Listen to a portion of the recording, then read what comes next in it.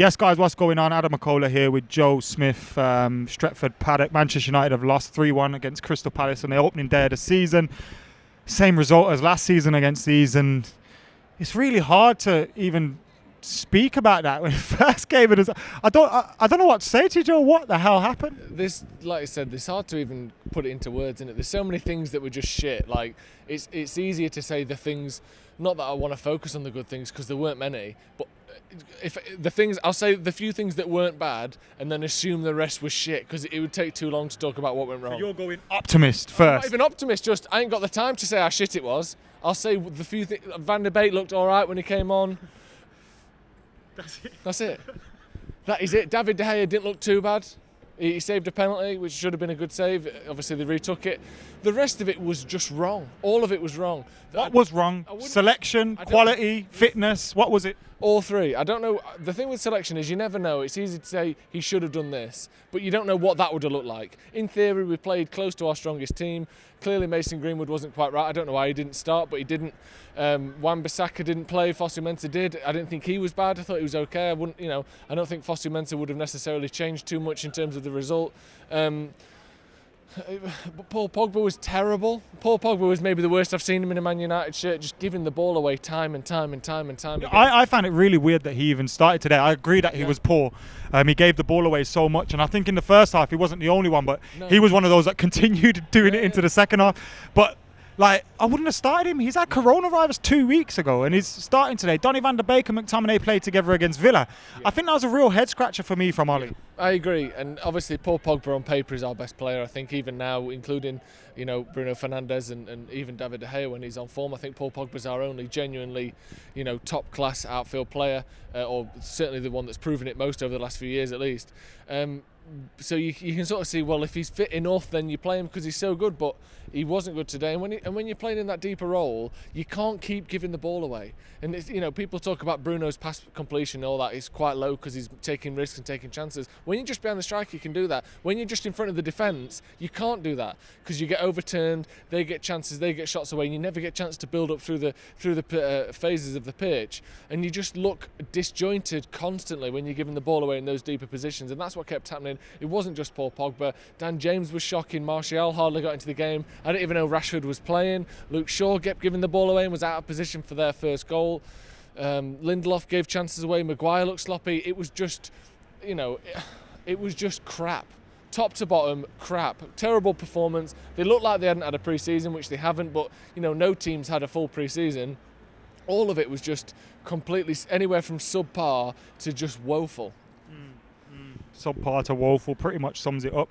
Is it something to be worried about for the rest of the season? You know me, I like to be an optimist. Today I'm feeling very pessimistic about things. Yeah.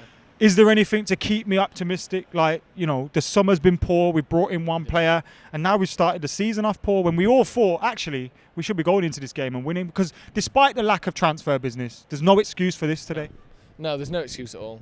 When you say, is it a bad time for the season? It depends what you're expecting from the season. I'm expecting, based on the where we finished last year and what we have done to the squad to improve where we finished last year, I'm expecting a scrap for top four. It's going to be, do we finish fifth? Do we finish sixth? Do we finish fourth? Same as it was last year. I know we ended up third in the end on goal difference, but it's going to be, we've finished third and the teams around us improved and we didn't improve. So we're going to be scrapping to stay where we were last season. There's no feeling that the pressure is on to improve last year's position. It's, you did very well last year, let's take our foot off the brake, off the pedal. Well, let's just keep it the same. Stay as it was. If you can finish third again next season, brilliant. I'm pretty sure the owners will be happy with third every season. And that's the problem. Of course it's a problem. We've seen Chelsea go out and finish the same points as Manchester United and go, that wasn't good enough. We need to spend £250 million making this squad challenge for the title. We finished third and we've gone, that was great, wasn't it? That was great. You can have a midfielder who is a rotation player and maybe, he'll play 30 games a season, some off the bench, some in European competitions, that kind of thing. That'll do you. Fight for fourth again. If you finish fifth, well, so be it. It's shit. The mentality behind the club is proven time and time again to be happy with fourth, and that's it. Where has there been any evidence that this club wants to go from third to first? It's not there. It's just not there at all. It isn't there at all. What do you want to see with the remainder of the transfer window? Well, obviously, I mean, Sancho's. It's like I'm sick of the word. I almost feel bad for him because there's become this sort of like overuse of the word. Sancho is not just a player now; he's a metaphor for the failings of Manchester United. It's like there's so much that's gone into this transfer. The pressure will be insane if we do sign him because he's been allowed to become this sort of saviour character, and the only way that we can prove that the owners don't fucking hate Manchester United is by signing this one man. So the pressure will be absurd on him if we do sign him, but that would be a start. They clearly want a left back, and I wouldn't necessarily put left back as my first choice position to improve, but if we want one, we've got to be showing we can sign the players we want. We're Manchester United, we're like, oh, we wanted a left back, but we couldn't get any. Leicester took all of them. Tottenham are taking our left backs off us. And obviously, buyback clauses and all that aside, if we want a left back, we need to sign a left back, or we look shit. We always allow for excuses, don't we, rather than get beyond them. Yeah, what do they call it? The optics, how things are viewed, how Manchester United look. Every Manchester United fan is disappointed, whether it just be with the performance today or whether the way the club's been run or both or the effort, whatever it is. And every other fan, every pundit, every journalist, every person that you speak to knows that Manchester United is fucking this summer up. Everyone knows that.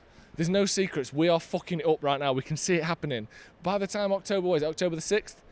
By the time that day rolls round, we need to have not fucked this summer up because we've had we overachieved a little bit in terms of league position last season. We have to improve on that, and at the minute we're not doing that. And that's the board, but what about Ollie? What does he need to do? Because he got things wrong today, didn't he? Yeah, I mean, obviously looking back, starting Paul Pogba wasn't a good idea. I don't know what Marcus Rashford's current situation is. He looks injured to me. He just looks like he's sluggish. He can't get on the ball. He looks slow. He hasn't got too many options, which is another problem. Van der Beek probably should have started, and you made a point on the watch-along. If he'd have been a United player last season, I'm certain he would have started. Obviously, you're starting a new transfer. It's slightly different, but I think, Ollie's got to pick the team that's the fittest at the moment rather than thinking, well, Pogba's a better player than Van der Beek, so I'll play him no matter what. It wasn't right today. I don't know where Matic is. Hopefully he's all right and he can come back soon because we didn't have any assuredness in midfield. But yeah, going forward, try and get back as close to that team that won all those games toward the end of the season last year as possible. Get back to fielding that team where you can, and use this time to see what the problems are and improve on those positions. And hopefully we'll do that, but I don't have much faith. No hope at all.